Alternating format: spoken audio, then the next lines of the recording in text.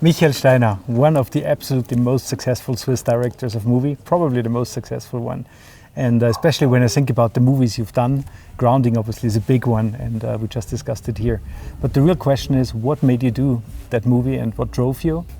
It was really a book that I read called Black Box Swiss, which had interviews in it of pilots, stewardesses, and people who were really hugely affected by that disaster at that time. And also it was the public after, when I started work on the movie, it was 2004, 3 years later, and the public reaction was still, so much anger was in the people of Switzerland. So then it changes? Anything you would do different now, almost 20 years later? Not really. I think we did the movie quite right in this mix of original footage and fictionalized scenes, and the research was done properly.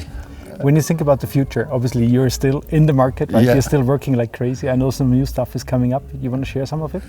Yeah, at the moment I'm preparing the first movie for Netflix. I mean, the first movie for Netflix made in Switzerland, in Swiss German. It's a story that is happening in Switzerland. So I'm looking forward to shoot that. And yeah, these are new times. I'm happy to be still part of it, despite my old age as a over 50-year-old director. But still, you know, the world is running, and you never always get new chances. And I'm doing my best to make a great movie for Netflix now.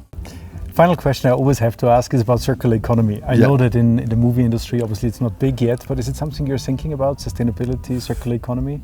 In a way, the producers do think about it. Of course, when I am on the set, I have to take care about the actors and the camera and how the movie will be done. So my job is purely artistic, and what the producer's trying to do is, of course, consume less energy, and like when you're on a movie set, be really careful that the environment doesn't get hurt or harmed. So.